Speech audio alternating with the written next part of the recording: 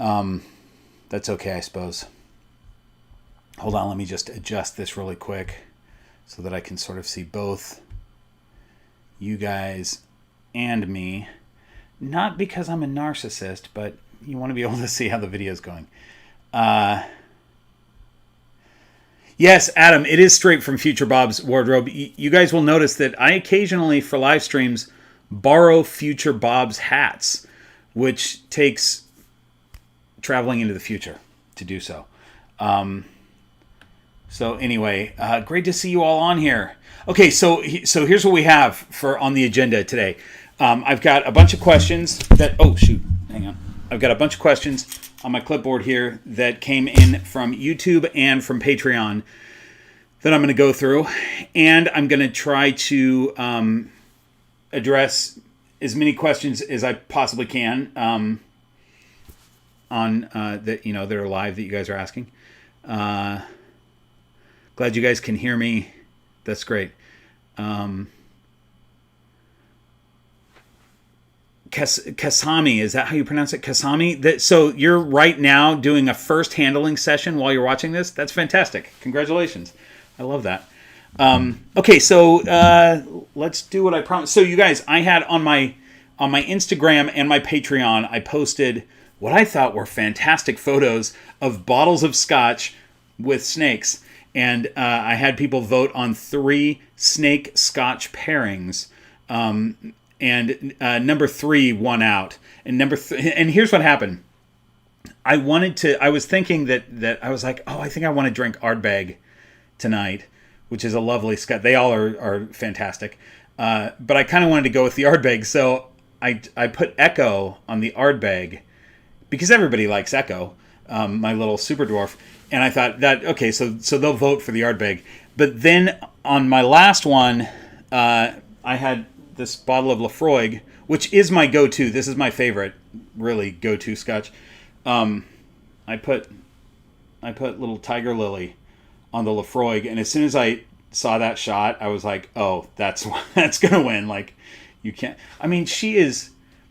Maybe it's because I produced her that I think that she's so stunning, but she is just ridiculous. I think for a snake that doesn't have any recessive genes. She's just so crazy looking. Anyway, so that's what we got. Lafroig and Tiger Lily.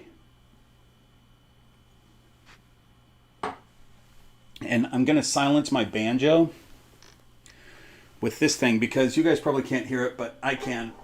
It picks up the sound in the room and rings back into my head. So, Tiger Lily won out. Hi, you sweet girl. Look at you. She is, you're so curious. So somebody was asking about this. Call sign Mohas, you're not late. I'm just getting started. There were technical difficulties at the beginning, as there always are. And so somebody was asking about what Tiger Lily was just doing, going up towards my face. There was a couple people, and I'll get to it, but there's a couple people asking about like nervous snakes and being nervous around nervous snakes. So we're going to talk about that. Thanks, you guys. So I'm going to hold her and just start going through questions right now because I know there's going to be stuff that comes up on the stream that I'm going to want to answer. So let's start with the Patreon questions. Anastasia, I don't think that's pronounced Anastasia. I think it's Anastasia. Could you go over how you deep clean the bioactive enclosure? Was wondering how to best disinfect corkwood decorations since they're so porous. I know some people put them in the oven for a couple hours. Is that what you do?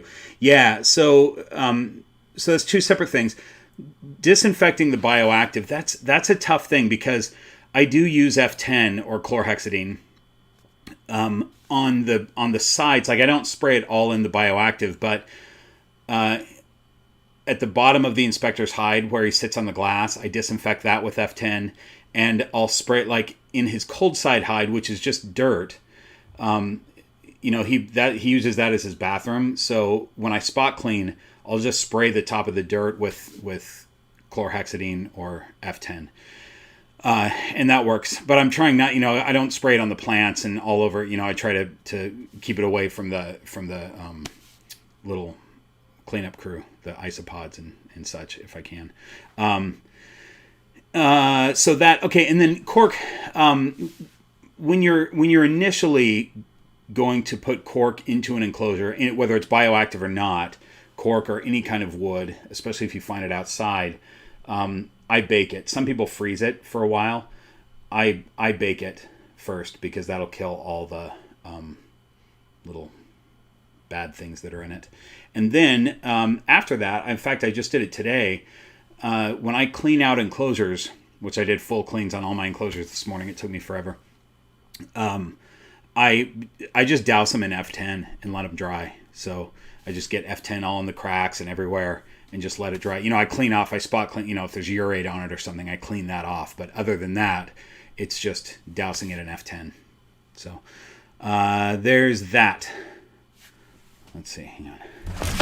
Come on. Stuff is falling. That's kind of been a theme lately, stuff falling in my videos.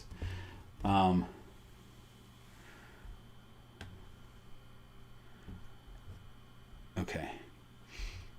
I don't know why the playback has errored. You guys can still see me though, right? Hang on. I want to make sure we're good because I just talked for a while and it says I'm still live, so I think you guys can still. Somebody comment and tell me if you can see me. All right, Jessica. All right, so Jessica says, let's see, topics number 1. Hang on, I want to make sure. Oh, okay. Okay, you guys are still on. I'm going to answer Anna right now. Do you think ball python can actually enjoy the company of its owner? Snakes are not social creatures, so they don't really have that in them to like bond with another snake or another person or whatever. I think it's great to think that they can, though. I mean, I have snakes that certain ones that will hang out with me and sit on my lap, and it seems like they're enjoying it. It seems like they're enjoying hanging out with me, and I like to think that. But if I'm thinking about it logically and scientifically, it's just that they don't mind me, and I'm a warm tree, basically. If you want to get into the science of it, but there's nothing wrong with thinking that your snake enjoys you, as long as you know the signs of stress and things like that in a snake. I think a lot of people think, oh, my snake loves me, and then they do all kinds of stuff with the snake that totally stresses them out because they don't understand actual body language. But if the snake is cool, like this one, I don't mind thinking that she likes hanging out with me. Okay, so let's get to Jessica's questions. Okay, she has several that were good ideas to talk about. I know when I first got into keeping ball pythons, I stressed so much over parameters, especially when they fluctuated. Newcomers might benefit from understanding a range of parameters. Yeah, that's a good idea. So range of parameters, I'm just going to go through these quickly. We say 80 on the cold side, 90 on the warm side. I try to go. I'm actually starting to go lower on the warm side, like 88. I'm experimenting with around 88, 89 on the warm side. I don't know if I'll keep doing that, but that's a fine range for warm. And their cold side sometimes dips down to 76. So it's between 76 and 80, and I think closer to 80 is better. But don't get real worried if your parameters are not, if you're not exactly at 80 and exactly at 90. It can go up a little bit and down a little bit. And also don't think that, if you hit 93, go ahead and turn it down. That's a little bit warm, but you're not going to burn your snake at 93, because keep in mind that our skin is 98.6. And I could hold Tiger Lily here for the entire day and she would never burn. Like, I'm not going to burn her, right? So those burns happen from heat mats that go way high up in the hundreds. So yeah, don't worry so much. I mean, do worry about the parameters. Make sure they're right, because your snake won't eat, and there's all kinds of things that could happen if they come, if they're way off. But a couple of degrees here and there is going to be okay. And then you've got kind of a wide range for humidity. You hear a lot of people say 50%, and I think that's a little bit low. I keep mine probably between 65 and 80%, and up to 90 when they're in shed. And my snakes always have perfect sheds. So, the fact is that it's probably 50%. If you went to let's say Ghana or somewhere in West Africa, the humidity, I think, there is around 50%. But if you dug yourself down into a burrow, whether it was in a termite mound or not, because they live all over just underground in burrows, if you're underground, that humidity is going to be closer to 90. And that's where these guys sit. So that's a thing. And then how often bedding should be changed and how to disinfect. So bedding, I think, should be changed every 4 weeks or so. I had been doing every 6 weeks, and I felt like that wasn't quite enough. So I'm doing every 4 weeks now. But again, that's a thing that isn't hard and fast. It kind of depends on how good you are at spot cleaning.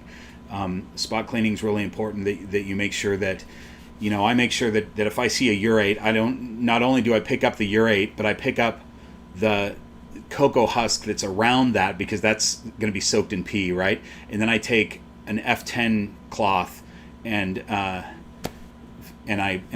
wipe around that, So spot cleaning is important. If you're a good spot cleaner, you can go a little bit longer between full changes, but figure somewhere around every 4 weeks. Enclosure size and type, pros and cons. Man, that's a big one. I mean, I don't know if I want to get into that, just because I have other videos on that, but I will say this, that, and I've said it before, there are thousands of ball pythons that are kept successfully in glass enclosures. There are thousands of ball pythons that are kept successfully in tubs. There are thousands of ball pythons that are kept successfully in PVC enclosures. It's a big debate, a big argument, and it shouldn't be. It's as long as you know how to do it. I would say the glass enclosures are a little bit harder to dial in your parameters, but they're way prettier. So if you can dial in your parameters right in a fish tank, use it. Snakes, a lot of snakes do really well in those. But you just have to know what you're doing. So, okay, let me catch up on these live things, and I'll get back to my clipboard. Thanks, you guys, by the way, for sending in these questions. They were really good. Gives us stuff to talk about. Okay, hang on. I want to. So this is like last time, you guys. I'm going to skim these. I might miss your question or your. I'm not reading it and then skipping over it on purpose. I'm just kind of skimming so that I can get through them all.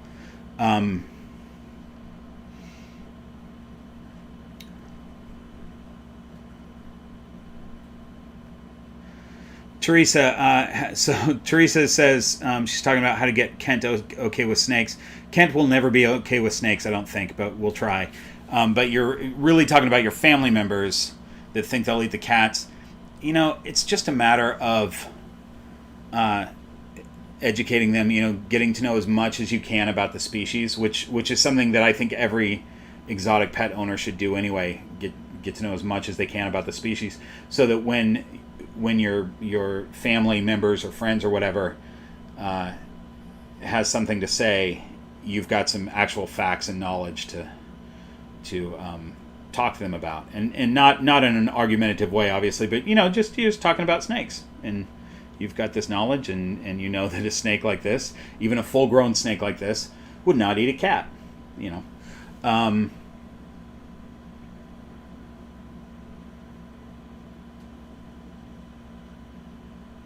Okay, let's see.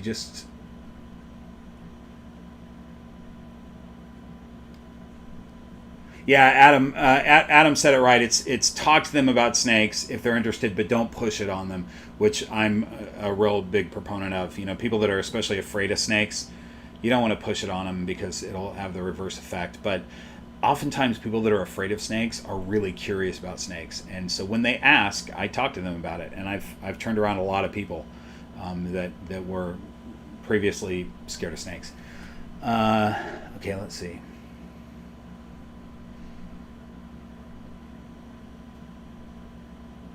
Michael Brannon, my local pet store is selling a banana morph ball python for $500. What do you think of people overprice? I think you're saying overpricing snakes for profit and greed.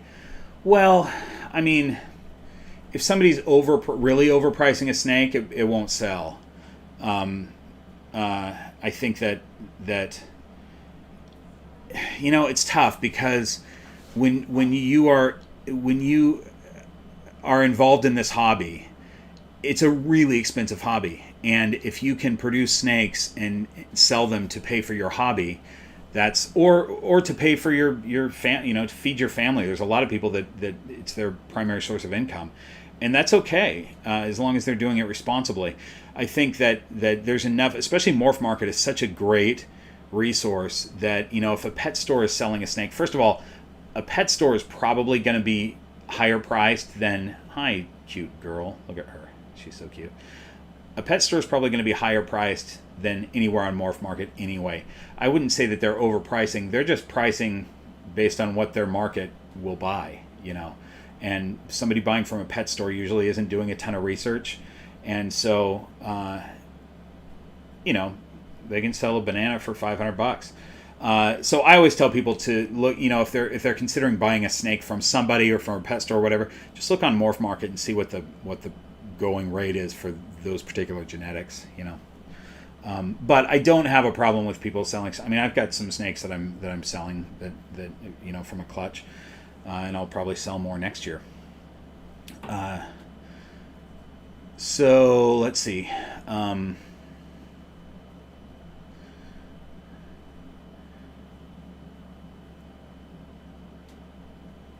Hang on, just.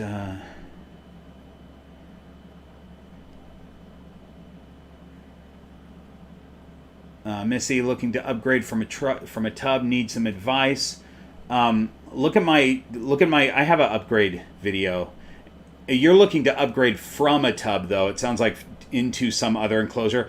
I'll say this that I think a PVC enclosure, a glass front or plexiglass front PVC enclosure, is the best thing for a ball python.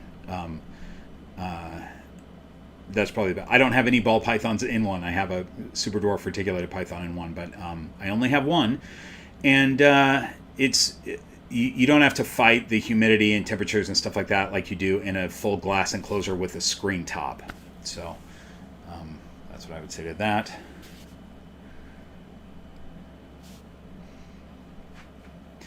Yeah, Jessica's saying that she had hers in had hers in tanks, and now she's moved them to tubs because it's easier to keep the parameters. Yeah, I mean, I find that a lot of people, they'll get a snake and put it in a tank, and they'll get another one and put it in a tank, and maybe they'll get 3 or 4, and then by the time they're at 5, maybe 4 or 5, they start going, this is going to be way easier if we go to tubs. And a lot of times their snakes will start eating too if they're in tubs, if they're off food.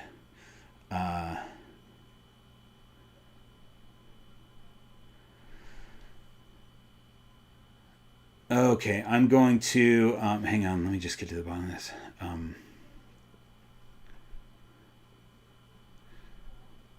Gollum's Demons is asking what I have for sale. I need some het clown females.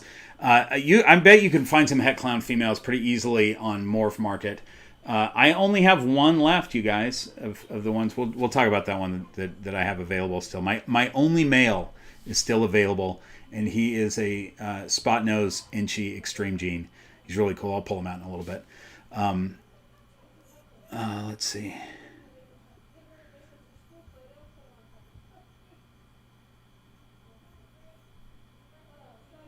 Okay, so let me get back to this. I want to try to get through these questions pretty quick. So, I'm going to say Ya X Ya. I picked up my new ball python hatchling a month ago. It turned out to be quite defensive one. Even got bitten the very first time handling it at the pet shop. I tried to tame her through 2 30-minute handlings.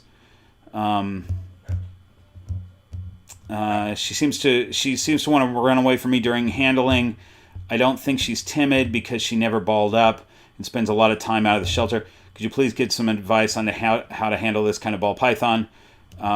Should I increase or decrease handling time? Okay, so that's a very similar question to what Call Sign Mohas was asking too.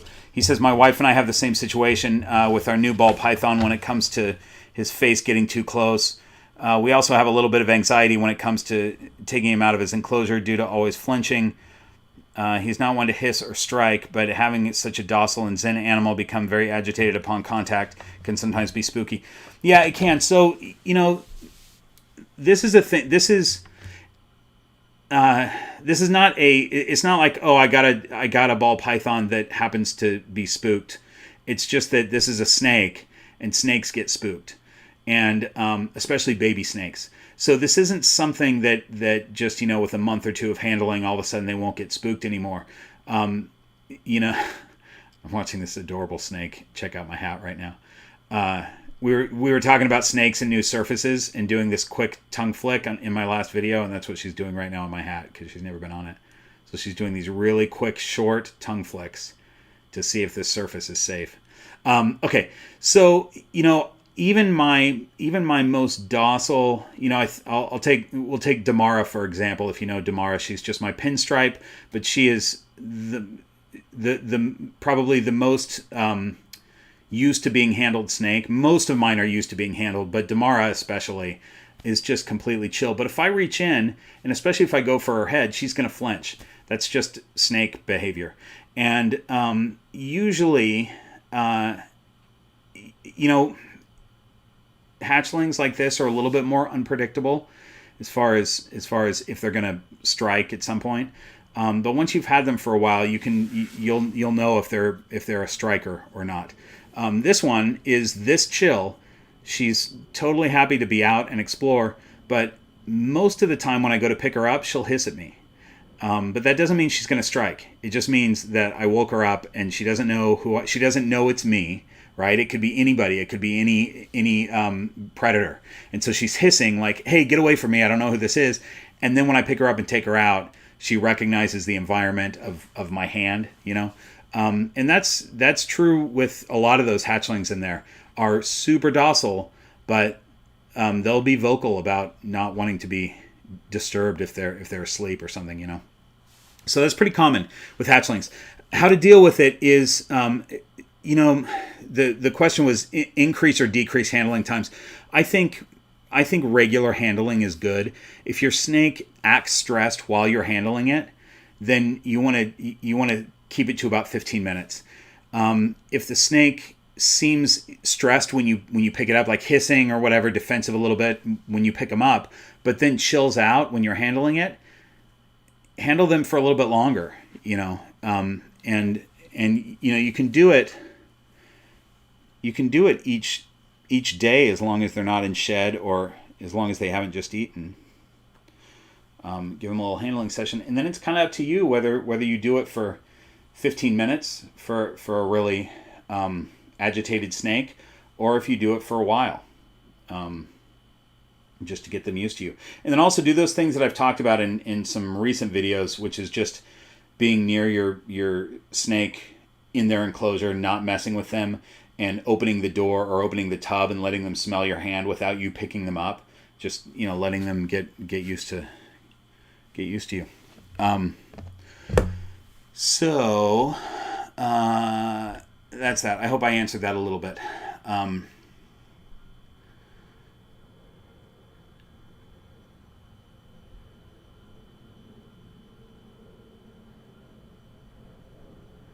Let's see. Thanks, Marcus. I appreciate that.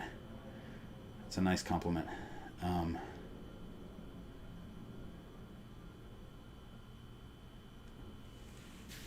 Yeah, Missy, you could do a glass enclosure if you wanted to. You just have to know how to cover the top and do the things that you need to do to make it work. But PVC enclosures are pretty great.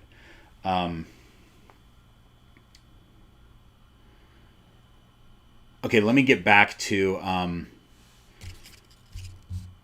call sign Mohas. Holding him now. Oh, that's great. He is just chill, no stress. Using my wrist to scratch his face. That's great. Nice job. I'm glad you're holding him. Oh, and then as far as the other thing that call sign Mohas said, which is a good point, is having them do this thing where they're right up to your face, like this, like she's tongue flicking on my nose. I wouldn't do this with a scrub python. I wouldn't do this with a Woma python, because when you're holding them, they could just bite you, and like at any moment. Ball pythons are less likely to do that. And again, this is knowing your individual snakes. Some might, I don't have any that have ever struck while I'm holding them. Little baby hatchlings might, once or twice, but usually they won't. So with a ball python, this is pretty safe. And especially with a ball python that you know their personality, you know that they've never struck before and they don't have a tendency to strike.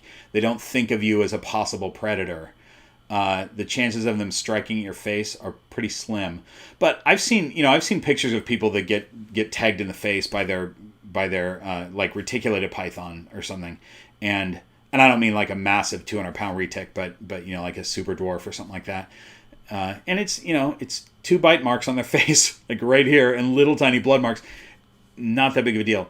If they got your eye, that'd be a problem. But especially if a ball python bit your face, ball pythons don't have big teeth. They have little tiny sharp teeth. So you would see blood, but you would almost not feel it. So unless they were really big or something, then you would feel it, but it still wouldn't be a big deal. Okay, so I'm going to go back to this. I want to get through these that I have written down. All right, Tiger Lily, I'm going to put you down. I know you love my hat. Do you want to go back into your little tub here? All right.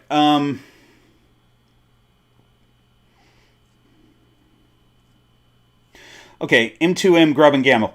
Have you talked about how often a ball python should and will shed and what factors determine this? I have, but I never know what videos. I think I have a whole video on shedding.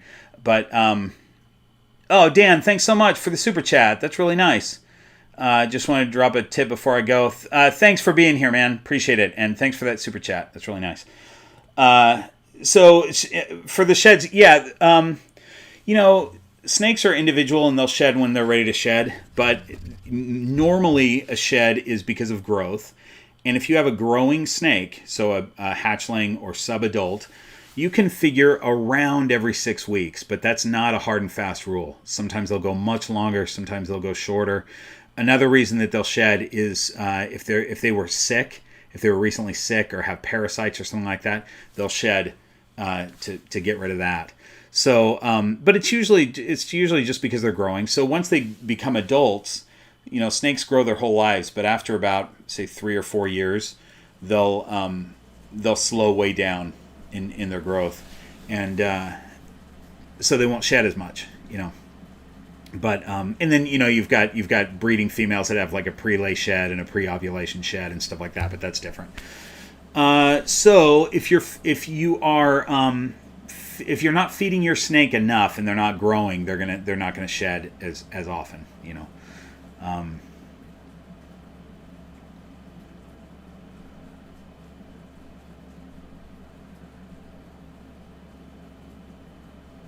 Thomas, any tips on maintaining ambient temps at night during the winter? I have a CHE, but still have trouble getting it stable on cold winter nights. Yeah, I'm guessing you probably have a glass tank. That's a tough thing. I mean, it's just a matter of turning that up and making sure that there's belly heat too, because if the ambient temp drops, if the snake still has belly heat at 90-ish, you're going to be okay. But their ambient temp, in the wintertime, there's a season where the ambient temp drops anyway for ball pythons naturally. So if it's dropping to like 75, 76, that's not a big deal in the wintertime,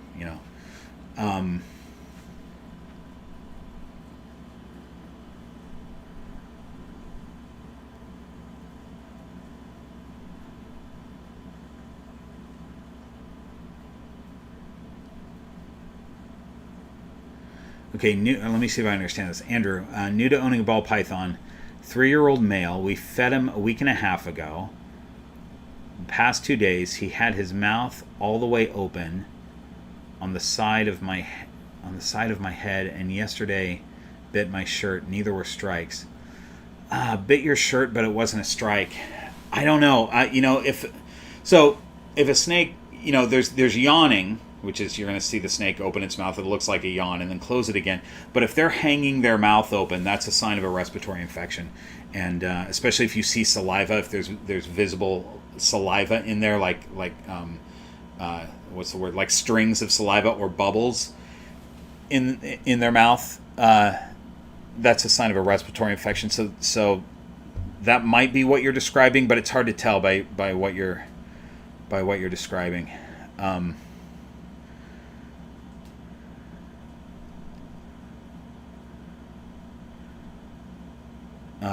Benji, that's hilarious. Benji saw a pic on Morph Market of a snake being held for sale, and the person had blood from a bite coming out of their hand.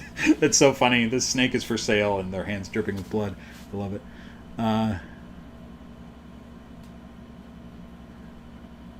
Golems Demons, there's not a Discord yet. I've got to figure out Discord. There's a Patreon, though. And in fact, this is a good time to do a Patreon credit scroll. These are my Tier 2 Patreon supporters. It's a little... Wait, I got to get it. I'm looking at the screen backwards. So there's that one scrolled. I only have 2 tiers right now. Probably add more, but... it's a pretty easy thing, and this is one of the perks for the Tier 2 supporters is your name in the end credits, but I've never done end credits. I haven't yet, and I'm kind of liking the credit scroll. The credit scroll. There, we're done with credit scroll. That's it. I'm liking the live credit scroll. That's kind of fun. So thanks to the Patreon supporters. Patreon.com/greenroompythons. If you're interested in checking it out, you can see the perks and such. The other cool perk that the Tier 2 supporters get is a Kent exclusive video every month. They get a Kent does a video, and they get that. It's just him doing shenanigans.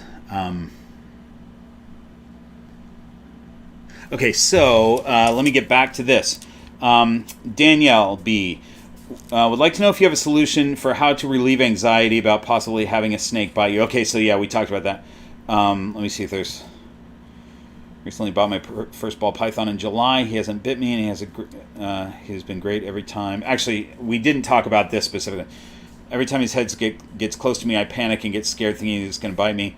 And I see you allowing your snakes to get close to your face. That's the one that's about close to your face. Yeah, that's people get really nervous about that, snakes close to their face.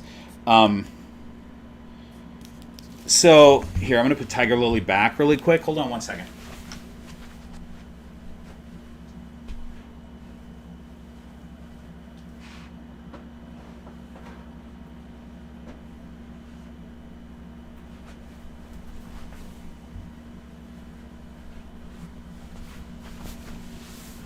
So you guys, I have Captain Feral here. And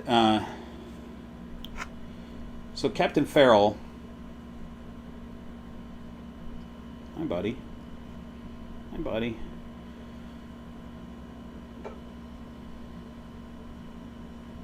All right. Well, it didn't work. I thought he was going to bite me. Captain Feral is a biter. He has not bit me yet. But I shouldn't say he's a biter, he's a striker. He strikes the tub if he sees movement in front of his tub. And this is the little boy that, by the way, that I got from Aussie Boyd's a while back, several weeks ago. Probably been about 4 weeks. You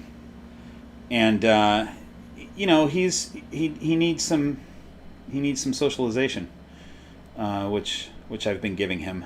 But my point was, I was seeing if he would bite me, because I wanted to show you that a ball python bite really doesn't feel like anything. It's scary because in our mind that's a snake bite, and we think of that as a really horrific event, like, oh, a snake bit me. But if a cat bites you, it's going to cause a lot more damage, and it's going to hurt a lot more than if a snake bites you. If a hamster bites you, obviously a dog too, but like a hamster, a bird. Those bites are way worse than a ball python bite. If Captain Feral bit me right now, it would cause blood because their teeth are super sharp, but they're so tiny. And we're talking about babies. The teeth are so tiny that they don't even pierce through all the way through your skin. Like, they go through the epidermis, and you'll bleed from that. But it doesn't feel like anything. Like, you'll go, did you just bite me? And you'll look at your hand and you'll see blood. And that's how you know that you got bit, not because of pain. Really, I've been bit several times by ball pythons, and I've been bit once by a Woma python, And the a Woma python has way bigger teeth than a ball python, and that I only felt that real like there was only a little bit of pain in that one because one of its front teeth dug into my hand further than the other teeth. So I didn't feel any of the other teeth. I had a mark. I can't remember where on my hand it bit me, but I had an upper mouth mark and a lower mouth mark. So it got all of its teeth on me, and there was blood all over. Couldn't feel any of those except for the one tooth that dug in hurt. So, if you have a green tree python or an Amazon tree boa or something that has longer teeth, those bites are going to hurt a lot more. But for those of you with anxiety about ball python bites, the thing about them is that they are frightening because they happen so fast. This is the only time that a python moves quickly, right, is when they strike. And so it's jarring, but it really doesn't hurt. So if you just sort of have this mindset that your brand new snake might bite you, and if it does, you're not going to freak out, you're not going to jump back or anything, just let it happen. It's going to be really quick and go bam, and that'll be it. And then you pick it up. Or if you've already picked it up and it bites you, you don't set it back down. In fact, somebody just did a video. Was it Justin Kabilka just did a video talking about this? And it's really good advice that you don't want that snake to learn that if you go in to pick it up, all it has to do is bite you, and then you'll leave. Because they'll learn that really quick. These snakes are not dumb animals, and they figure out real quick what works for them. And if biting works for them, they'll keep biting. So if a snake bites me, I'm going to let it bite me, and then I'm going to pick it up and handle it so that it knows that didn't do anything. All right, so there's that. Let me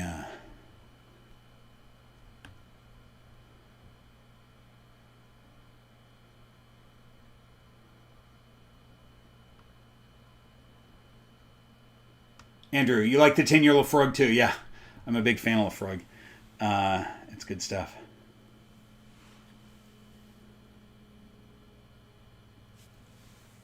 Hold on.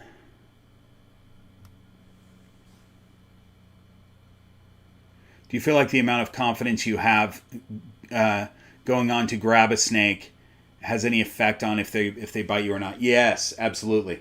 If you go in and you're like, I don't know if I'm gonna do that, snake's probably gonna bite you.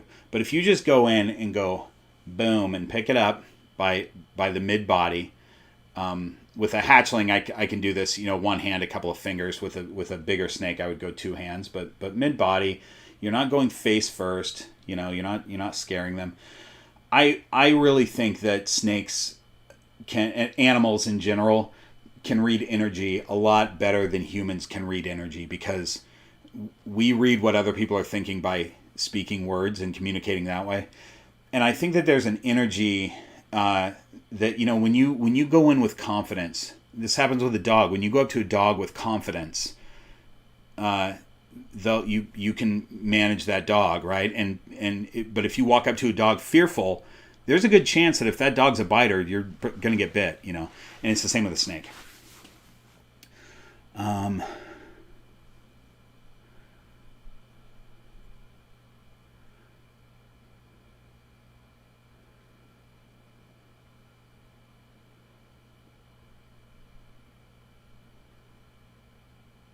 Okay. Yeah, Nerd has done some great behavior videos with Clint.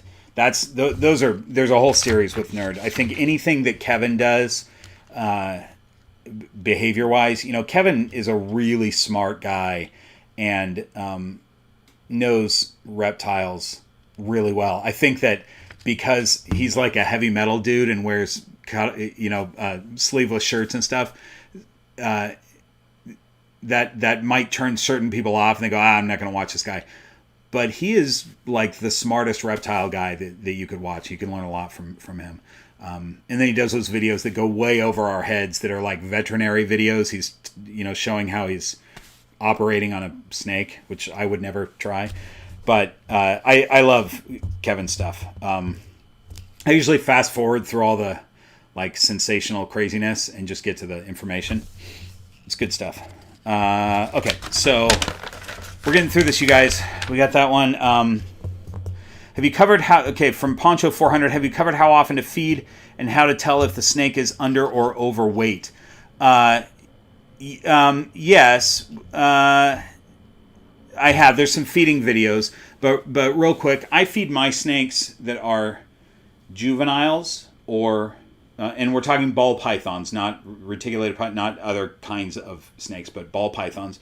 I feed my growing ones once a week.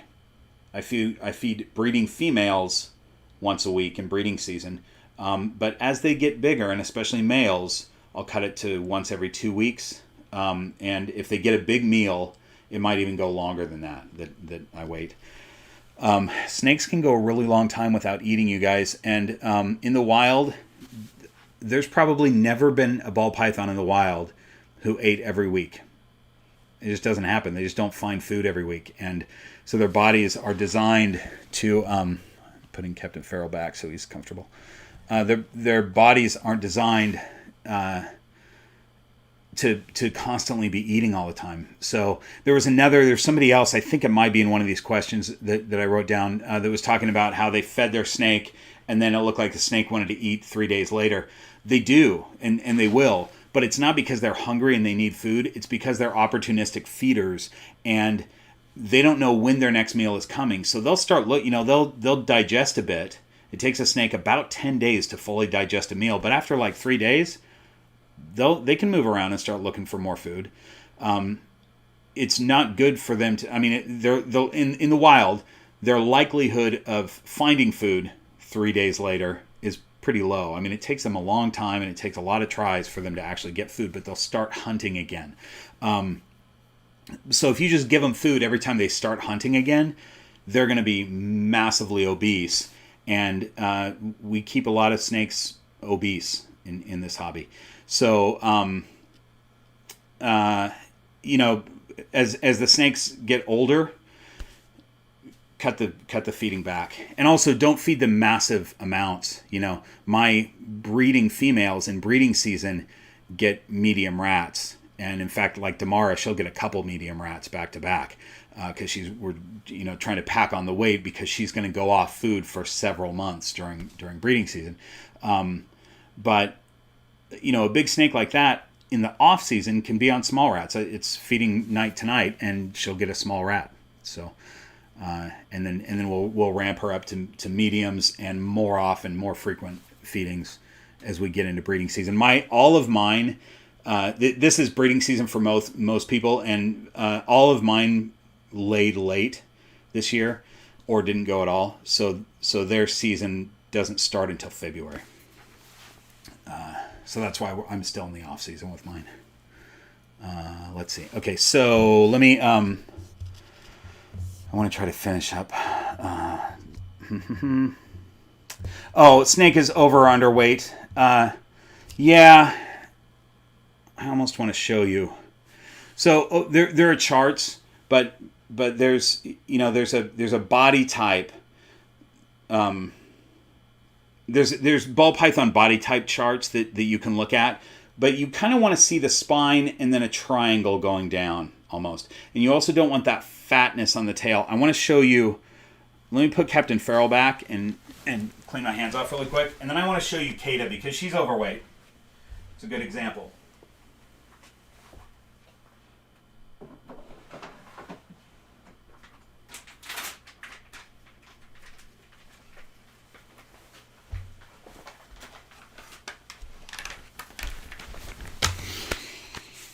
Let me just Purell my hands really quick. And then we'll grab Kata because she's super healthy right now, you guys. But Kata is an overweight snake. She came to me overweight, and she's a breeding female. So she had just laid a clutch, I think in August, and got her weight back up, and she's in like breeding season weight right now. So we got to figure out how to manage that. But she's not getting massive medium rats right now for one thing. All right, give me a minute, and I'll grab her, and we'll talk about that. Okay, so the Harpers had some fun questions. Tips or suggestions on photographing snakes. I'm not a good photographer, but what I do is I take a video. I have a really good video situation on my phone, and I take a video and then take a screen still off of that, or I use a Canon camera to take a video, and I grab a screen still, so that most of the photos that I have of snakes are tongue out photos, because I'm just finding fun screen stills. But I'm not a good photographer, so I don't know. I mean, lighting, you gotta have good lighting, but I don't ever know how to do it, so I just experiment with it. So Harper's, more questions. Have you found snakes responding to music at all? No, they don't respond to music, but this is a good thing. This is kind of an adjacent thing that's important to talk about. Snakes, first of all, most of the instruments that I play, well, I should say half. This one and this one, I'm looking at myself backwards, they probably can't hear, because those are high treble instruments, the mandolin and ukulele. And snakes can hear low registers. So they can hear a drum, they can hear the bass of the banjo and the bass of the guitar probably, but they're not. I've never seen them respond to music. But the point that I wanted to make is, I never set my phone, like if I'm playing a video, if I'm watching a video or something on my phone, I never set it on a snake rack or on top of a snake enclosure, because the vibrations of that sound are gonna bother the snake. I've heard of people having like speakers on, like they'll have a big snake enclosure and then they'll put speakers on top of it, and the snake stops eating and goes downhill, and it's because of the constant vibration of that. So okay, another thing from the Harpers.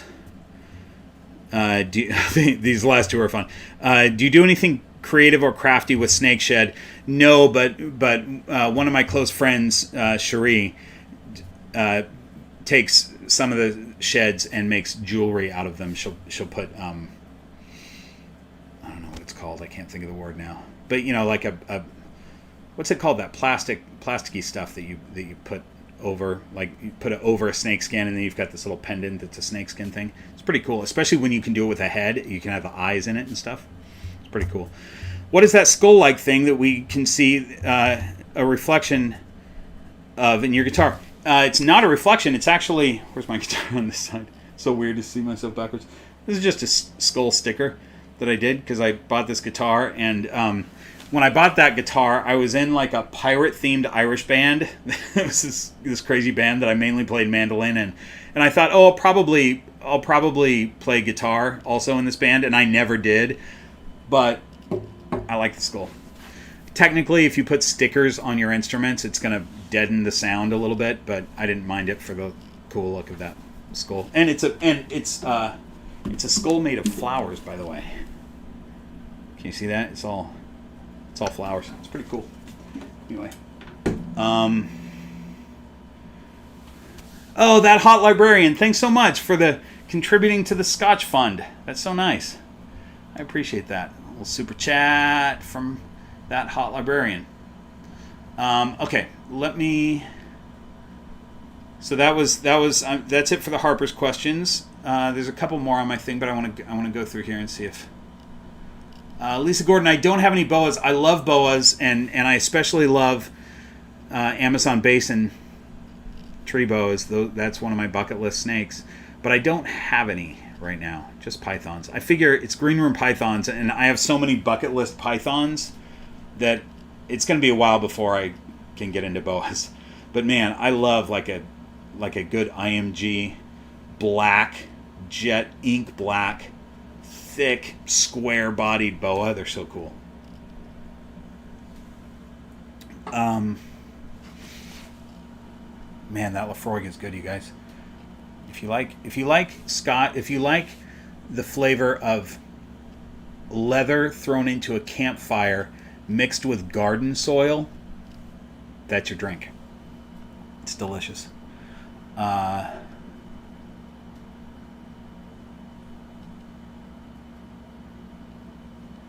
So is every 1.5 weeks okay? Music and more? Yeah, probably. I mean, it depends on the size of your snake, but sure. I mean, really, even a baby snake, maybe not a hatchling, you don't want to do that with, but even a baby snake, they're just not going to grow as fast. But you could go every week, week and a half, something like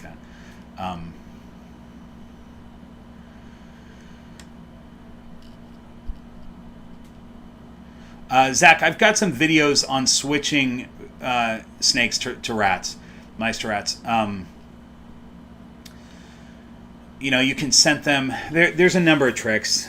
One of the things that's worked best for me on snakes that don't just switch right away. My first thing is, for a lot of people, because they'll ask me how to do it, but they've never tried it, just try it, because I shouldn't say most, but maybe about 50% will just take a rat. Like, it's not a problem.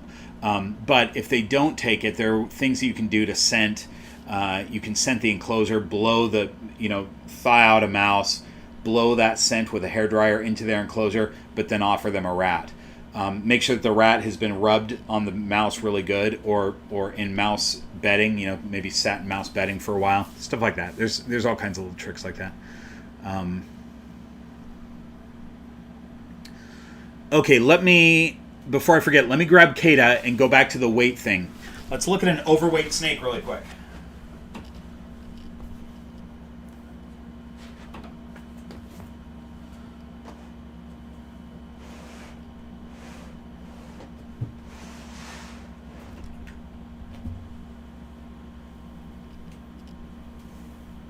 If I can get to her.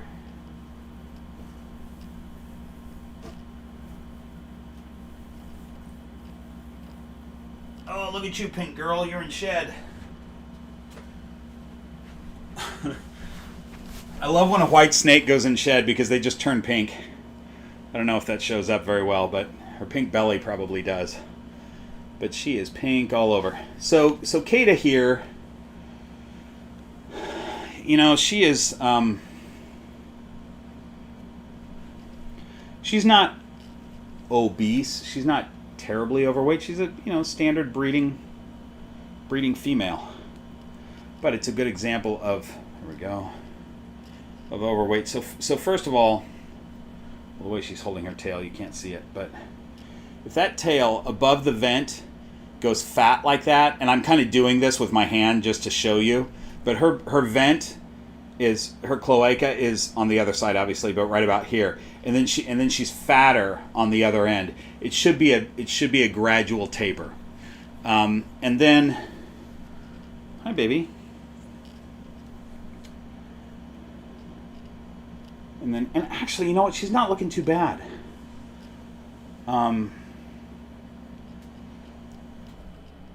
She's not looking super overweight at this point, but rolls like that, if there's a lot of rolls, you're not as overweight as I thought you were. Hi, Mama. Let's see how she does. I'll just let her chill for a minute.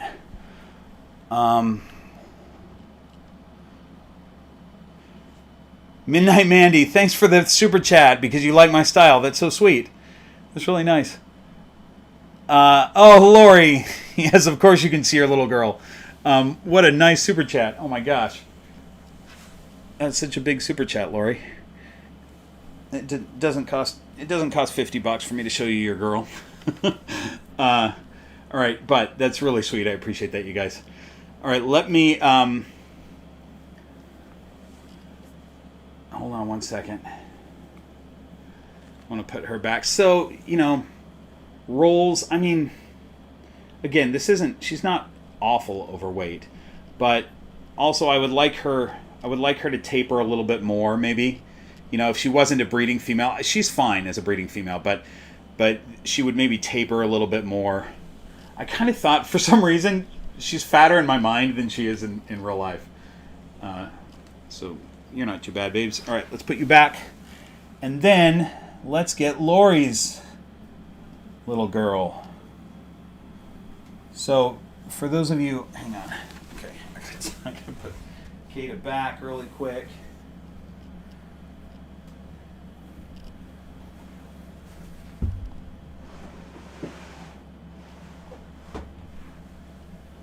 And let me Purell my hands and such. And we'll do that really quick.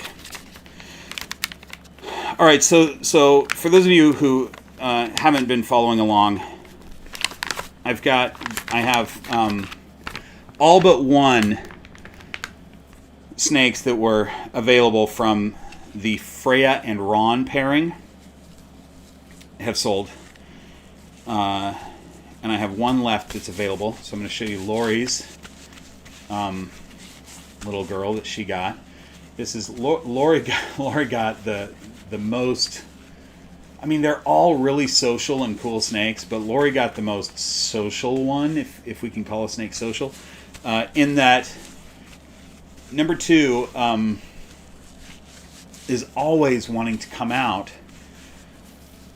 In other words, if she's at the front of the tub and I open the tub, she's I don't think she's ever backed up and gone the other way like most snakes do. She always comes forward and is like, "What's going on?" and comes right out onto my hand. So she's a really cool snake and lovely also.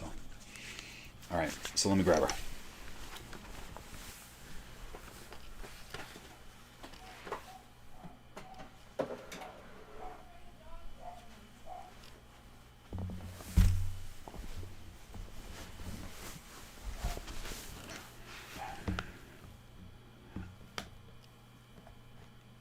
Okay.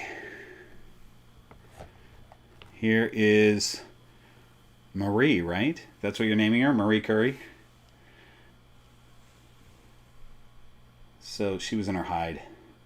So I actually pulled her out this time. But no hissing or anything. Just totally happy to wake up in my hands for a minute. Look at that head stamp. Look at that. That's not quite a guitar. It's more of a mandolin head stamp. But she is a spot-nosed calico orange dream. Lovely little girl.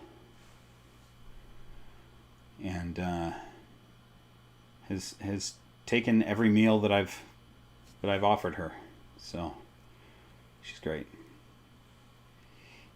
So while I'm holding this little one, let me just see if I can finish these. Here's a question from Lori. So I'm going to hold your snake and answer your question. I've heard multiple times that ball pythons can't hear. Oh, so we were talking about that a little bit. We'll go into it a little more. Darwin seems to hear me. Is that due to something else like sense of smell or vibrations, or can he hear? Yes, he can hear. But like I said, low tones. They have a I don't know what you call it, but it's an organ basically in the back, or maybe it's like a bone type thing, but it's a hearing organ in the back of their head instead of ears. So what they say is that if you put your hands over your ears and listen that way, that approximates probably what a snake hears, but without the high frequencies. They're hearing the lower frequencies. So if a snake is responding to noise that you're making, it's either you're making the noise, you're speaking or whatever in a low enough tone that they can hear that and might be responding to it, or it could be vibrations. They really can pick up on vibrations well. So it could be that also. And then there was one that came in today from Adam. Adam, I don't know if you're still on. Let me look at this really quick. It's on my phone. So Adam's in the UK. Are you still on, Adam? Oh, you are. Okay. Great. I see you got a comment there. So I'm in the UK. So Adam, it's got to be what, 2:00 in the morning or something where you're at. I had both my snakes on rats, but noticed they were wanting feeding every 3 days. Oh, you're the one that I was just talking about, that 3-day thing. I wanted to switch to a larger rat. I went to my local pet store, and the, quote, reptile expert wanted to know why I only wanted rats. He said he had his ball python for 22 years, and it was fine to feed on mice.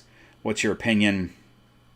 Long story short, I fed my snakes an extra large and a large mouse, and they hammered them no problem. I'm just happy that they're eating. Yeah. So I've talked about this before, but mice are fine to feed to ball pythons. Rats are better. So if you have a snake that only eats mice, that's okay. They're going to do fine. You can feed them that for 22 years or 30 years or however long they live, you're going to spend more money on mice than you would on rats, just because to feed them a proper size once they get older, you're going to have to feed them multiples, and that's costs more than finding one appropriately sized rat. So I always prefer to get my snakes on rats because it's nutritionally a little bit better for them. But if you go onto these Facebook groups and you hear people talking about how mice are just junk food, you have to get them on rats. It's not true. They're not junk food. It's fine for a ball python. They can live just fine on them. And I always use Lucille as an example. Maybe I'll get Lucille out in a little bit, but she's my breeding female pied who didn't go this year, but she definitely is big enough. 1,700 gram pied, who up until recently was a mouser. She got up to 1,700 grams just on mice because I fed her enough. But she ate mice. And I just recently got her to take her first rat, and she ate 2 rats since then. But last week she wouldn't take a rat, so she got 2 mice. So it's gonna go back and forth. Marie Curry is checking out the hat, as they all do. Snakes love these brimmed hats. Okay, so let me hold on. Oh, did I answer that? Yeah, okay, so the other thing is this reptile expert that you put in quotes.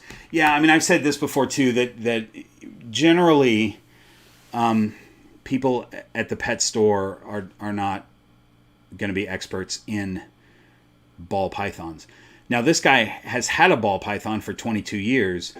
There's a good chance, though, that he didn't keep up necessarily with information. Maybe he got information 22 years ago and it worked for his snake and never got more information. So you were in a rare situation where the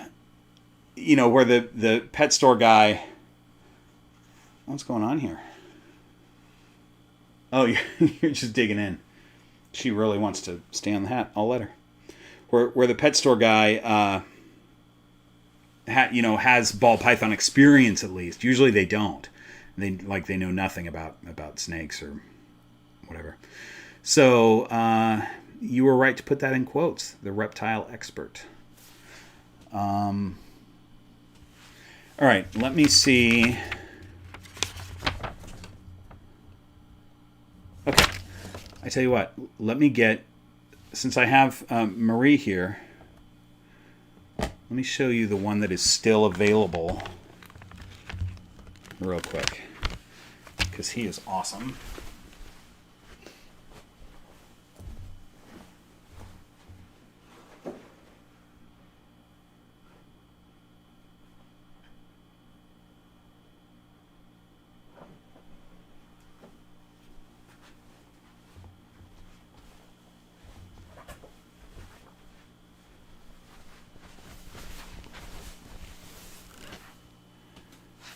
So this little boy, this is the only boy in the clutch.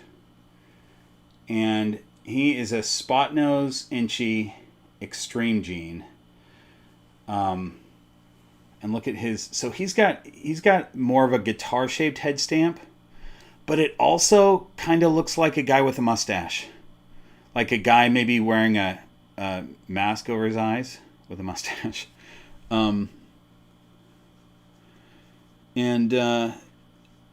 So he's a cute little boy. He's also pretty social in that he doesn't ever hiss or complain if I pull him out, but he's not one to come out on his own necessarily. But he refused, I think, his first 3 meals, and then he started eating on his own, and now he eats really well. He's a good little eater. There were some people that thought he was asphalt also, and I don't think he is. He's got some blushing on the sides, but I don't think he's asphalt. So I don't want to call him asphalt. Why are you grabbing your sister? Can you let go of her neck? Hang on. Okay, we're letting go. There we go. All right. Unlocked. So this little boy, Extreme Gene is cool because one of the things that it does is it gives, I don't know if it's going to show up on camera. I don't think it will because it's so subtle. But it's kind of a brightening gene as well as some pattern stuff. And the ones with Extreme Gene have some like almost green on their back. And green is not a color that ball pythons have really. And maybe, that's probably not going to last their whole life. But right now there's a greenish tone to this brown. And I think it's the Extreme Gene that's doing that. But this is a cool snake for any, this is going to be a great either pet because it's not very expensive. This one is $350. So this would be a great pet and or anybody who's like working with clown that wants spot nose and clown, but also wants Extreme Gene just because it's not a newer gene, but it's one that not many people work with. I'm sure there is Extreme Gene clowns, but I've never seen them. So that would be a cool thing too. But he's got a ton of striping down his dorsal also. So like, instead of that broken pattern, that this one, if you see the comparison, let me see, there we go. Just cool dorsal striping and such. So, I need my hands. Hey, snakers, I need my hands. All right. I'm putting Marie back. Everybody say goodbye to Marie. Say congratulations to Lori. She got a really cool snake. This is one, I think I said this, I may have said this in a video, I can't remember. But I have a friend who was going to buy this snake from me so that I would keep it. And I told her she couldn't do that because I had a waiting list. But she's a very likable snake. And not very willing to go back into her tub. So, give me a minute. I'm going to put them back.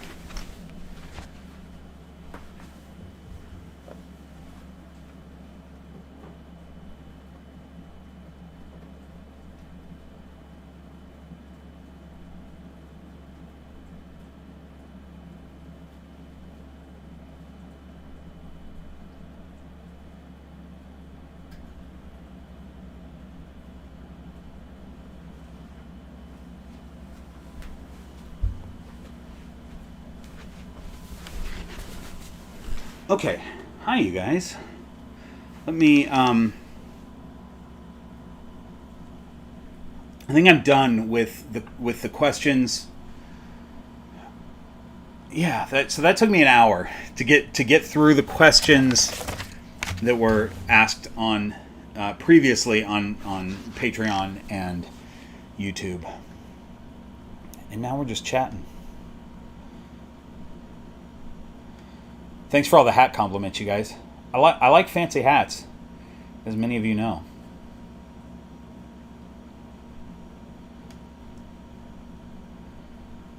Okay, hang on. I'm just going to catch up a little bit. I'm going to skip through and see if I can see anything that...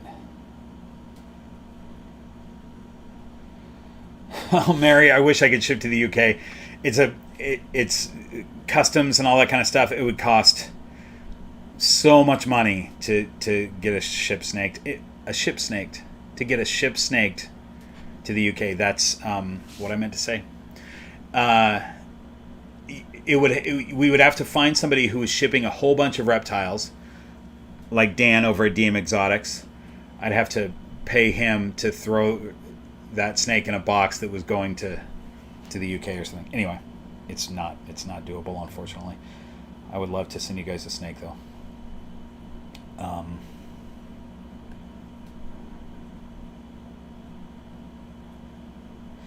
Brian, watch I have a couple of feeding videos on ball python at 1,210 grams. If they haven't eaten or only ate once since you bought them, I don't know how long ago you bought them, so it might, if it's only a month, then it's not that big of a deal. If it's 6 months, then you want to start figuring something out. But it's probably something to do with husbandry. It has to do with something with them either not feeling secure enough, or their temperatures or humidity is not right. So look at the videos. I think 2 videos that were, they might have been back to back, that are on feeding, why my ball python won't eat and what to do to get them to start eating or something like that. That'll help.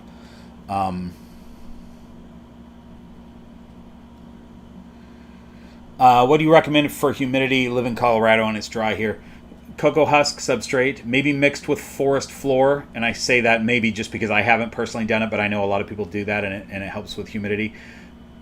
And make sure that if you're in a glass tank, like a glass enclosure, that you are covering the top. You don't want that screen top. That's where all the humidity escapes from.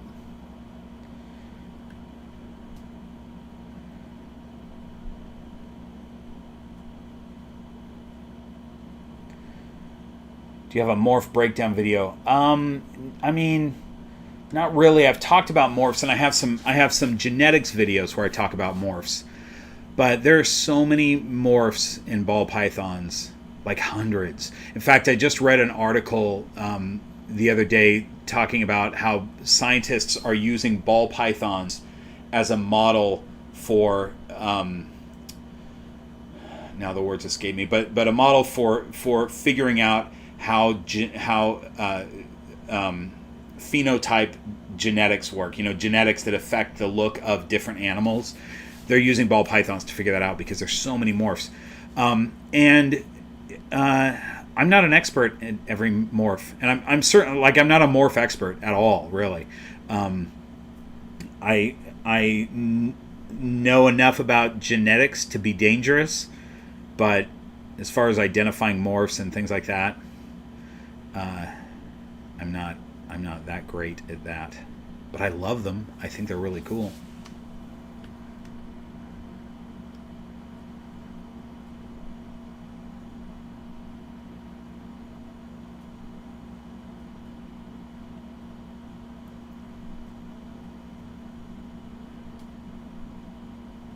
So I'm just seeing Brian. I think Brian Patterson, you're probably talking to somebody else, but you're saying I was told it was eating a medium live rat. I tried it and didn't take it. I tried a frozen thawed and nothing. Ate an ASF once. Okay. So if they're on live, they're probably going to be unlikely to take a frozen thawed yet. So you want to keep trying to offer live. But this is something that's come up a lot. I've seen this a lot on like Facebook questions and things where people will go, oh, I'm feeding, I got my snake and I'm feeding it a medium rat. So medium rats are huge. They're big. That's what a breeder female, a big breeder female would eat a medium rat. Generally, unless the male is huge, they're not going to eat a medium. But a lot of people call a medium rat, they just go, well, a big rat's about like this, and so a medium's about like this. And that's not how it is as far as the suppliers of rats. There's an actual size for a medium rat, and that's a big rat. So a lot of people, if you buy a snake from somebody, they'll go, oh yeah, I was feeding them like a medium rat. When they mean it's like this, so that might be a small rat, or it could be a weaned rat, like who knows? Not a medium, which is, like that. So I always wonder, when people say I'm trying to feed my snake a medium rat, I'm wondering if it's an actual medium, because it's a big rat.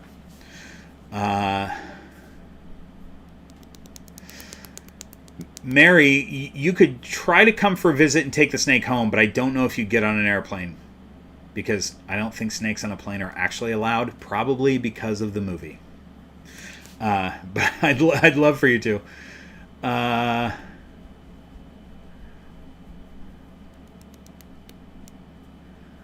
Okay, let's see. Yeah, so more people saying their snake isn't eating. Can you help? Yeah. So watch those videos. There's that one video that I did on why is my ball python not eating, that covers a lot of the tips, reasons why they're not eating and tips that you can do to get them to eat. But the key is, if it's a relatively new snake for you, they don't feel secure enough yet, and or the heat humidity parameters are off. A lot of people go, oh, I've got all kinds of hides for my snake, and they think that, they're saying that, but then they show a picture of their enclosure and there's not one hide in there. They're saying that they have a lot of hides because they have plants and the snake can hide behind it, but that's not a hide. Or they have one of those, like, either cork bark or just regular bark. It's just a tunnel, like with a big opening on the front and a big opening on the back, and that's not a hide either, because the snake can see completely out the front and back, and it knows that it can be seen completely out the front and back also. So you want to hide. You want this. You want something like, this is, you don't have to have this exact hide box, but in this case, the snake goes. Again, I'm looking at myself backwards again. The snake goes in to this hole, and then it goes in here, and it can hide, and it can feel its, all four sides, or I guess 2 or 3 sides would be on its body. It can scrunch up against that, and it's hidden at that point because it only has this one little entrance right here. So, hide box. You want 2 of those. Call sign Moas, thanks for the super chat. I appreciate that. You guys are so nice with your super chats. That's really helpful. This, this channel takes a lot to do to try to produce a video each week, whether it's a produced video or one that, like this, that's a live stream. It's a lot of stuff. So the Patreon supporters and people that do super chats when I do the lives, it's really helpful. And I have plans for this. So as soon as I can move some significant finances to the making of these videos, we're gonna do some cool stuff. So thanks again, Patreon supporters and super chatters. It's really nice.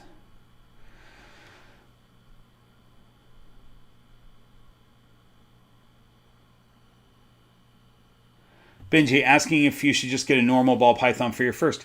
Sure, normals are fantastic, and you could adopt a normal for your first. I think if look around. I don't know where you live, but look around and see if there's any reptile rescues or shelters that have snakes. There's a good chance if they have a ball python, it's probably a normal, and it's great to rescue snakes, you guys. If you can do that, do that. But I'll say this also. It's great to rescue a snake, but now I'm remembering you were saying first snake. You might want to go with a hatchling that's well established from a good breeder, even if it is a normal, or maybe it's just a head or something like that. Just because you'll know the history of the snake. Sometimes with a rescue, you don't know the history, and you could have problems that you kind of have to figure out, and that's not always easy. So there's your 2 sides of the coin for that question. Yeah, Lori. So weaned rats do seem a lot bigger than rat pups for sure. But when a rat pup is no longer leaving a lump in the snake's belly, they can definitely get quite a bit bigger, because they can take a meal that leaves a big lump in their belly. So if the pup isn't leaving really a lump at all, then you could almost double the size of a rat pup, and the snake would be fine eating that. There are also, remember you guys, in the wild, snakes are not finding the exact size prey.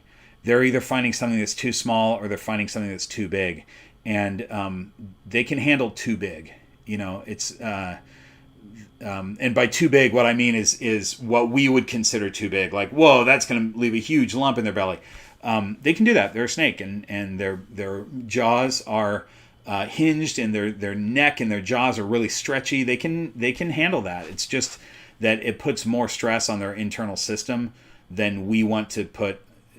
In captivity, we don't need to put that much stress on their internal system, so we keep the size manageable. But they can handle bigger prey for sure.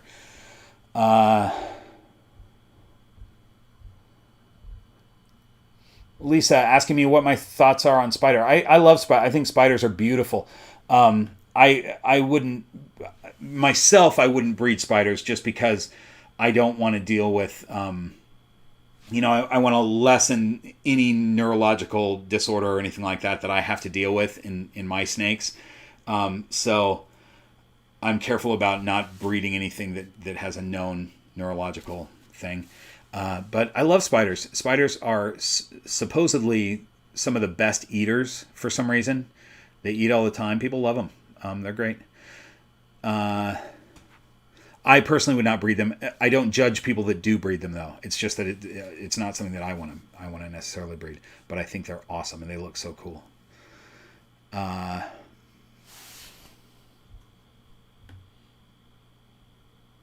Mary, thanks for the super chat. Mary sent me $10 foreign, you guys.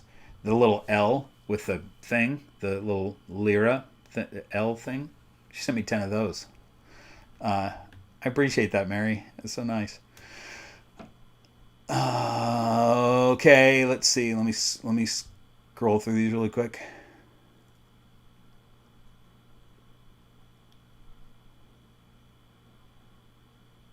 Forrest, you got a normal for free with 2 enclosures. Yeah, you can get normals for free, you guys.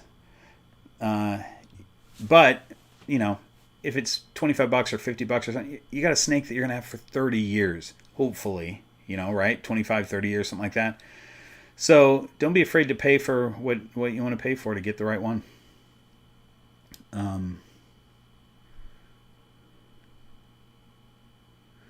Does too big, small extend to different breeds? Example, hognose. Yeah. We're talking. I'm sorry. I was going to go with enclosure, but I think Mary, you're talking about prey size. Yes. I'm saying yes, but I don't know for sure on every single breed of snake because I'm not an expert on all breeds of snakes. But I know that in general, snakes can take a big. Here's an example of some that it's not arboreal snakes. It would not apply to arboreal snakes. You can, if you've got a green tree python and you feed them too big of a prey, they're prone to prolapse, and that could be a big problem. So it doesn't extend to all different breeds. I had to think through that before I came to the right answer. Hognose, I'm not sure. I've never had a hognose. I love hognose snakes, you guys. I think they're awesome. I've never had one. My guess is that they could probably take a pretty good sized meal. But I don't know them very well. I just know they're adorable, cool little snakes.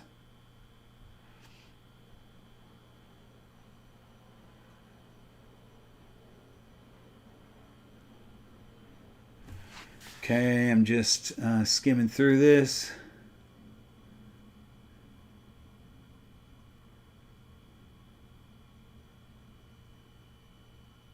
Oh, Dr. Gone Rogue, you're working on genetic testing of snakes. So if you have sheds, send them my way. Will you send me an email, greenroompythons@gmail.com, and I want to hear what you're doing. I love that. I'll send you some sheds for sure. That's really cool.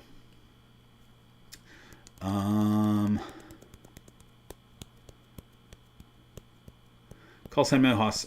Mites, haven't had them yet, but just in case, what's a good way to prevent and get rid of them? I've heard of Nix, but curious. Yeah, Nix, I think, is one that's... I might be wrong here, but I think that's one that might be dangerous to snakes. I'm not sure. I don't... Look that up, because I don't know. I would say, prevent a mite. I haven't dealt with mites. Knock on wood. But there's a number of ways. The thing about mites is that the great thing is there's a million ways to get rid of mites, and you can ask forums, and you'll get a whole bunch of different answers, from Dawn dish soap to Prevenamite and Nix and all kinds of things. So there's a bunch of different ways to get rid of them. But if you don't catch them early, they're going to spread to your whole collection, and it's going to be super annoying. So look for those mites early. I'm constantly looking for mites, especially on new snakes, and I'm also really careful about who I buy snakes from. I don't just buy them from random pet stores or random people. So I think that lessens my likelihood of having mites in my snakes.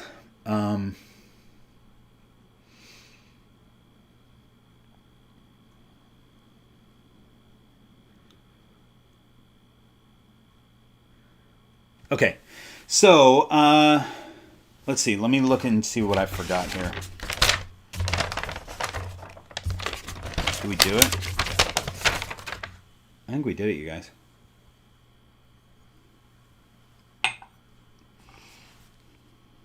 Real quick, let me check this. I hate it when I get off this thing and realize that I've forgotten something, or like I haven't, like last time I didn't refresh my Patreon page. In fact, I should look at that. There were all kinds of questions on Patreon because I had asked them to send me questions. There was all kinds that came in at the last minute, and I hadn't.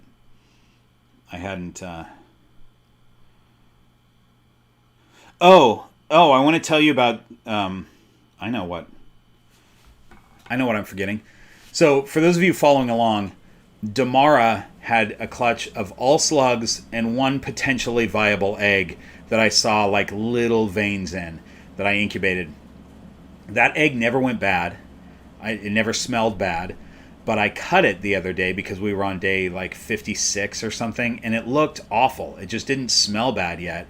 So I let it keep going. It wasn't fertile. But inside, it was so weird. Inside, it was like a hard-boiled egg. I mean, I cut it open and saw this thing in there. I had gloves on, fortunately, because it was super gross. And you could just break it in half, and it just was like a hard-boiled egg. And I don't understand. It was, regular temps in there. It wasn't like it got super hot in my incubator. But that's what it did, and it just wasn't fertile ever. So no snake. And I kind of didn't think that there would be anything that would come of that. But I'm not experienced enough with snake eggs to be able to look at it and go, yeah, that's no good. Get rid of it. So I incubated it for the entire time, but that will not be a snake, unfortunately.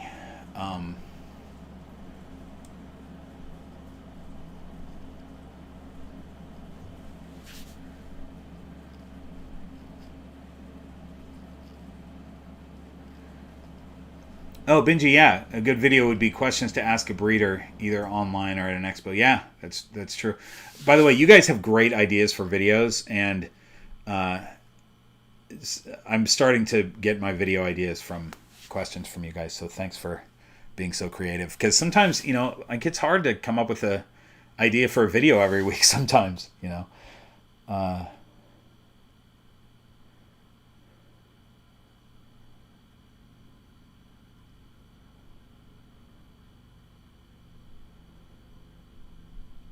New Force Morphs, thanks so much. New Force Morphs, I've seen your videos too. You've got some good videos as well. You guys check out New Force Morphs on YouTube. He's got some cool stuff. I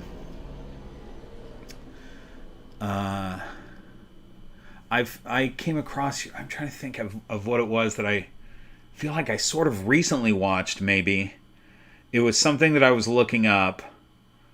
If I think of it, I'll tell you. There's something that I was looking up, and I came across your video. And I can't remember what it was. Anyway, if I think of it, I'll tell you. Was it?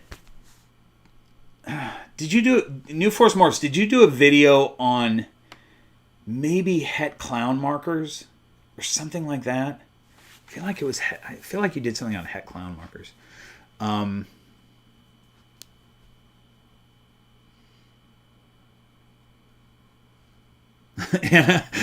got a 16-year-old Lagavulin calling you from the kitchen. I would have had Lagavulin here if people had voted for Lucille. That was one of the choices, Lucille and Lagavulin.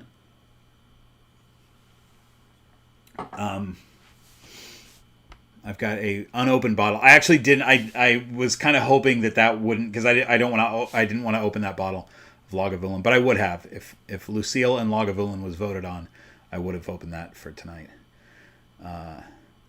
Let's grab Lucille, by the way. Let's see how Lucille's doing.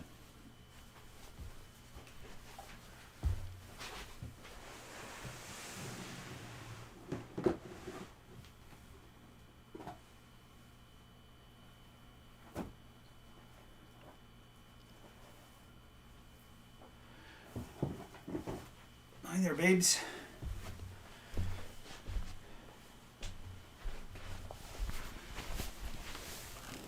here's this young lady who was a mouser and kind of still is, but she's taken a couple rats recently. You can have a snake that's of breeding weight. She was bigger at the start of breeding season. Oh, what are you, upside down? She's a little thinner now. I wouldn't breed her right now. Well, she's probably over 1,500 pounds, but she would need more body condition on her to breed. She would need to be fatter. She's not very fat right now. But here, look at her little sarcastic looking smiley face emoji. There we go. Lucille is such a sweet little snake and never complains. You know, I have a lot of snakes that when you go in to pick them up, they'll complain. And what I mean by that is they'll sort of grab at things. Echo, for example, she's totally happy to come out and cruise around. She loves to climb on her ladder. But if I go to pull her off her ladder or off of her perch, she's like a little kid. She'll sort of grab on and go, no, thank you. I don't want to go. But then when I get her off whatever she's on, she's fine. This one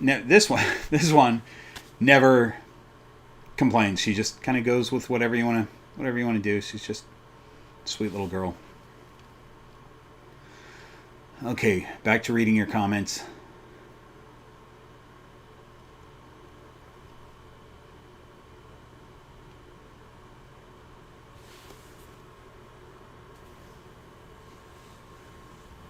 Oh, thanks, you guys. Yeah, Anna, when I named her Lucille, it was more after Lucille Ball because I wanted to name her after a comedian, just because of this smiley face emoji. But I did think of B.B. King's guitar. I saw B.B. King in concert like in the mid '90s. It was fantastic. His guitar's name is Lucille. Oh, Adam, you named your banana female after her. You named your banana female Lucille. That's fantastic. That makes me feel good that you named your snake after mine.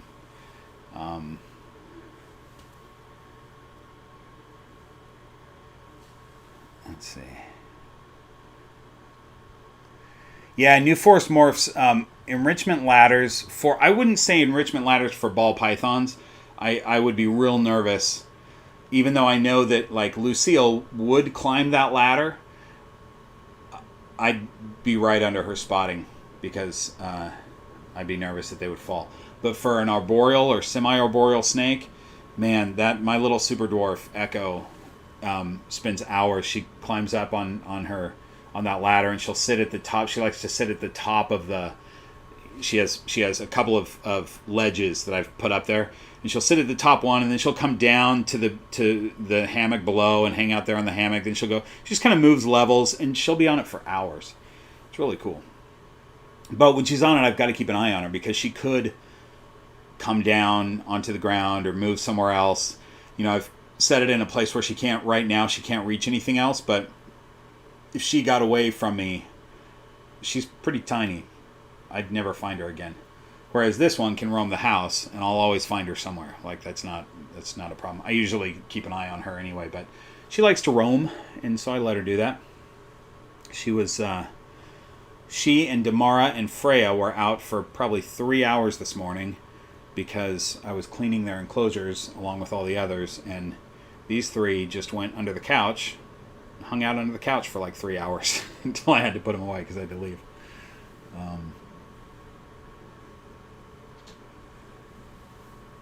Okay, come in. I think Lucy's here, you guys. Hi there, she is here. You guys, Lucy's here. Those of you who are on my last live stream, remember Lucy, who is a student of mine, and she takes care of my snakes when I'm out of town. Hi. Hi. You want a snake? Yes, I do. You want to say hi to the? Say hi to the live stream folks? Lucille. Hi. I'm back again. She's back again. I'm going to give her a lesson. So we'll probably end this here shortly, but let me look at a couple of questions here real quick.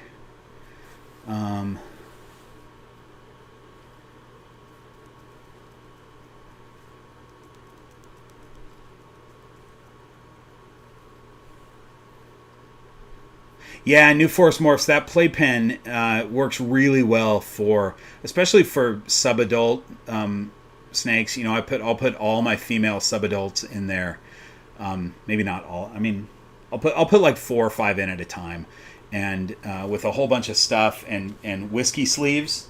The cardboard sleeves, and they go in there for hides, and it's cool. It works well.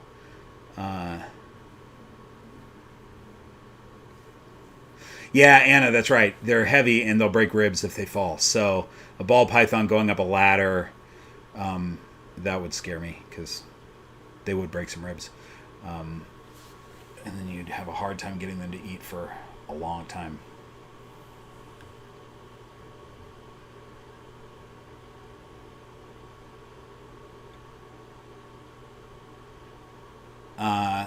Dr. Gone Rogue. I teach Lucy. Lucy's a very talented musician, and I teach her ukulele. And you also take guitar. Yes, I take guitar. I know. You've taught me some mandolin occasionally. Yeah, you can play some mandolin chords. I did banjo at some point. You've played around with the banjo. She's a great singer. I'm not a singer, so I don't teach her singing. She sings way better than me. No. And she's an actor too. She's a very talented young lady. I do a lot of stuff. Yeah. Let's see. Okay, we're going to end this very shortly, really quick. Benji Smith. Bob, one of my daughters wants a ukulele. Any suggestions? Yeah. Ohana ukulele is a really great dealer, and send me a message if you are wanting to get one. I can get Ohanas for wholesale, so you can get a good deal on Ohanas if you talk to me. I don't know where you're at if you're in the U.S. I'm assuming you're in the U.S., but yeah, they have good ukuleles.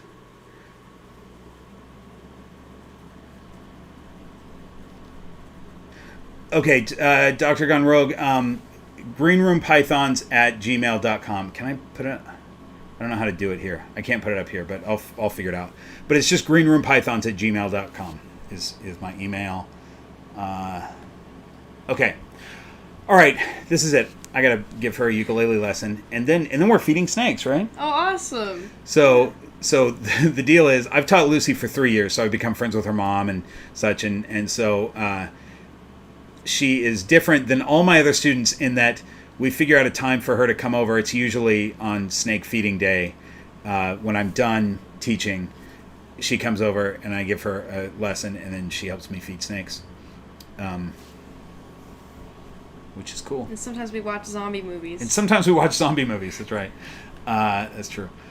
All right, you guys. Anyway, thanks so much again. Thanks again for the super chats, you guys. Thanks for being here. Really cool to chat with you. I love the support when I do these lives. It's really nice to see everybody on here.